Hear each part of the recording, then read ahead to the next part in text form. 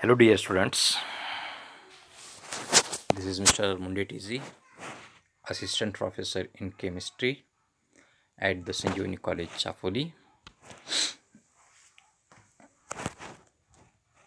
Friends, in last lecture we have seen the scope and syllabus for the BSc TY Chemistry paper number 12, which is a organic and inorganic chemistry paper. After going through thorough syllabus of organic and inorganic part, today we will go for the paper 13. Now this paper also constitutes two sections. One is physical chemistry section and another is inorganic chemistry section. This paper carries 50 marks and has 45 periods to cover the syllabus. Initially, we will see the physical chemistry section. In this section, the first unit is spectroscopy first. The spectroscopy first introduces to us to molecular spectroscopy and some of its fundamental concepts.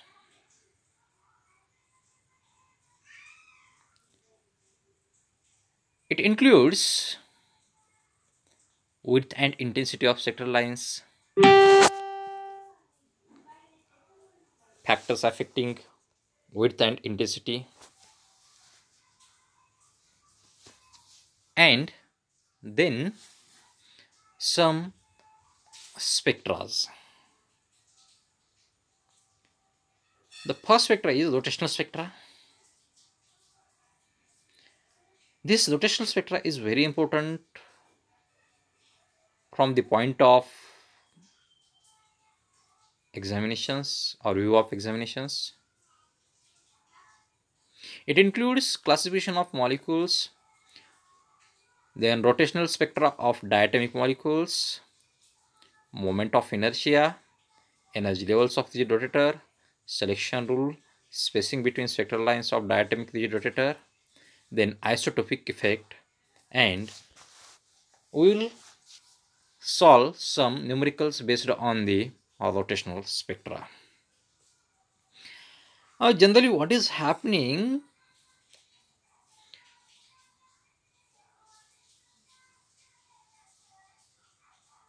When we see a material or a substance, at that time the molecules present in that substance are continuously rotating, or the atoms present in that molecule are continuously rotating, so that these rotations make some energy changes, and these energy changes can be observed in spectroscopic terms. So when we are going through this rotational spectra, we will understand how does a molecule rotates and what is the effect of distance between the two atoms, energy levels, and isotopic substitution or isotopic effects. The next is vibrational spectra. In vibrational spectra, which is observed in infrared range, we will see SHO, that is simple harmonic oscillator model. Then energy levels of SHO and selection rules. Then we will see pure vibrational spectrum, intensity of radiations, determination of force constant, and lastly qualitative relation between force constant and bond energies. This is also very important because when the atoms rotate, at that time the bonds between the two atoms also vibrates, so that there are also many energy changes occurring during the vibrations, and these energy changes can be observed in spectroscopy. And after from these observations, we will see, or we can calculate the force constants of the bonds, bond energies, and we will see or observe, we can observe pure vibrational spectrum. In this manner, as we have completed the introductory part of spectroscopy in first unit, then in the second unit we will see Raman spectra. Now we are going for unit second, that is Raman spectra.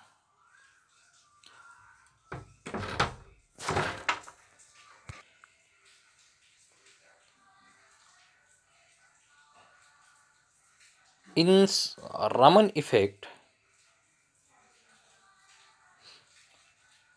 we will see how does a spectral line varies with the change in energy, and there are some concepts that are included in the Raman spectra such as polarizability and polarization power. These terms will be seen in this Raman spectra. After this, we will see the classical and quantum theories of Raman scattering and rotational Raman spectrum of diatomic molecules.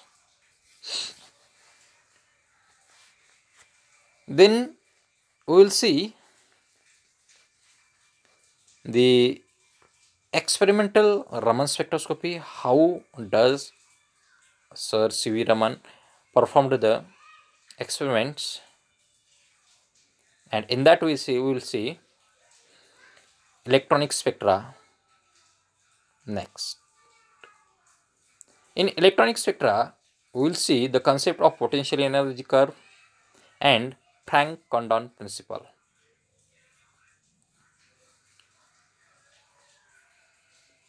Now the next is types of electronic transitions. In this we will see types of electronic transitions such as pi to pi star, sigma to pi star, and n to pi star, sigma to sigma star. All these transitions can be seen in types of electronic transitions. After the completion of unit second, we will go for the unit third, that is chemical kinetics. In this chemical kinetics, we will see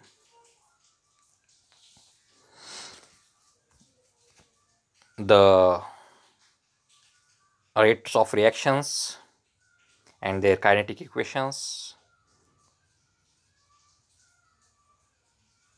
and also characteristics of some of the orders of reactions. Dear students, you have learnt in your 12th standard and after that in this your 4th semester the introductory part of chemical kinetics. Now you are going slightly deeper into the syllabus and you will go for the applications of chemical kinetics. In this topic we will see The third order reactions. In fourth semester we have seen up to second order reactions with equal and unequal concentrations or different concentrations. In this unit we will see third order reaction with equal concentration of reactants and its characteristics. Then next is kinetics of complex reactions. It includes opposing reaction, consecutive reaction, kinetics of photochemical reaction, and kinetics of hydrogen chlorine reaction, decomposition of HI and dimerization of anthracene. All these reactions are to be seen in the next part. In this we have to just derive the equations for these reactions or kinetic equations for these reactions. Then after completion of the unit third we will go for the unit fourth, and this is distribution law.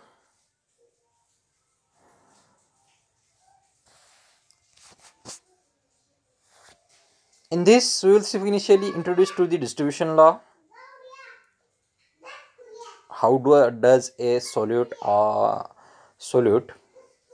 distributes into solvent, or various solids distribute into solute or solvent distribute into solvent, and then we will see Nernst distribution law. The next is solubility and distribution law and limitations of distribution law. The next is association and dissociation of solute in solvent, then Henry's law, then determination of equilibrium constant from distribution coefficient, and then extraction of solvent. We will see one by one all these points. All the queries related to this syllabus I will explain during the further lectures. But if it is better if you go through previously.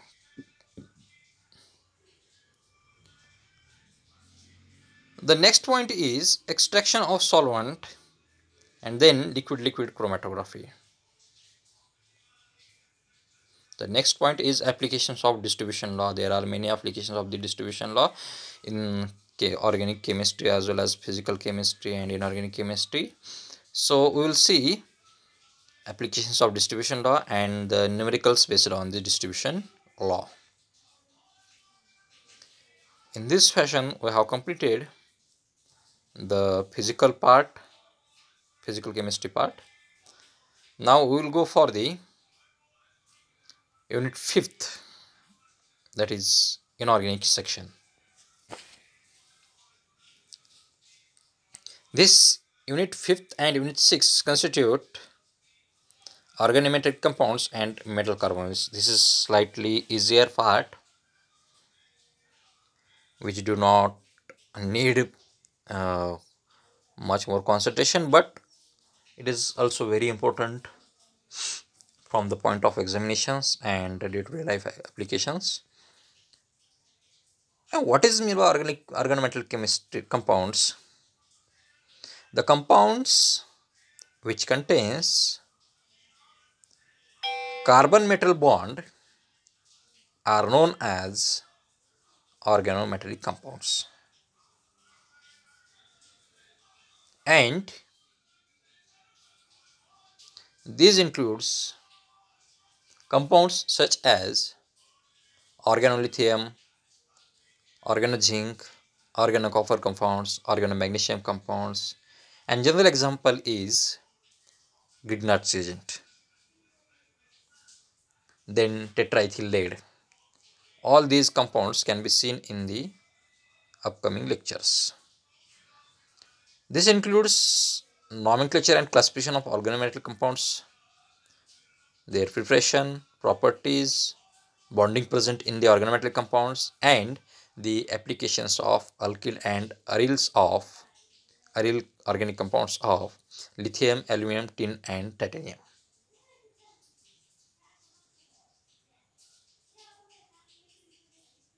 This topic gives you knowledge about the classification of organometallic compounds and applications of organometallic compounds in various fields. After this, we will go for the sixth unit, and this unit is metal carbonyls. This is very simple unit,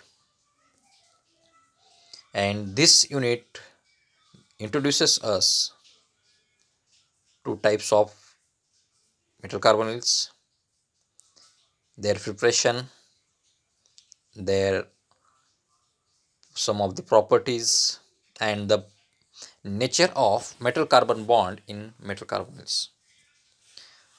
So when we are going through this, there are some examples which are to be asked in the examinations with their structures, and the examples are Fe2CO9, Fe3CO12, IR4CO12, and CO2CO8. That is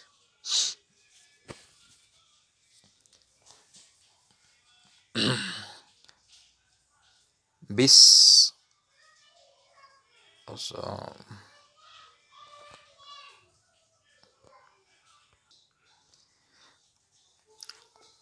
octacarbonyl dicobalt, then decacarbonyl iridium, then dodecacarbonyl iron, and nonacarbonyl iron.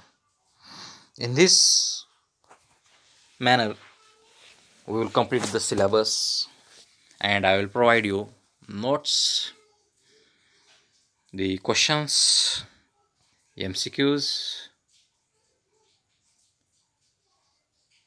and some important questions related to this syllabus.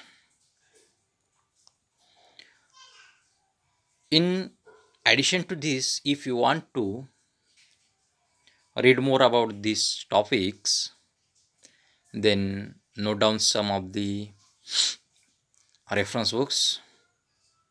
These are Elements of Physical Chemistry by Gladstone and Lewis,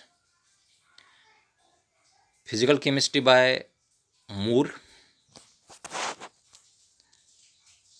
then Principles of Physical Chemistry by Maran and Proton, then Elements of Physical Chemistry by Atkins, then Principles of Physical Chemistry by Puri Sharma and Patania,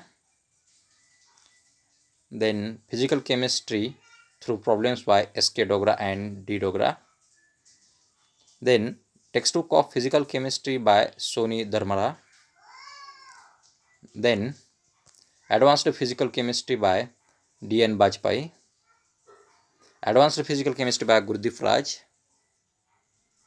Principles of Inorganic Chemistry by Puri Sharma Kalia,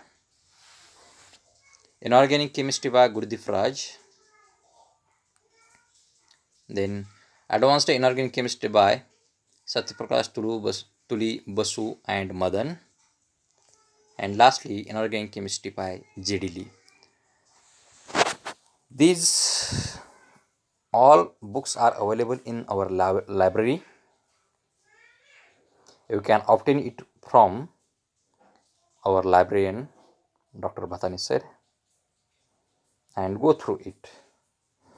If you have any queries related to syllabus during the course, you can ask me anytime, and best wishes for your current semester and upcoming semester examinations. Thank you.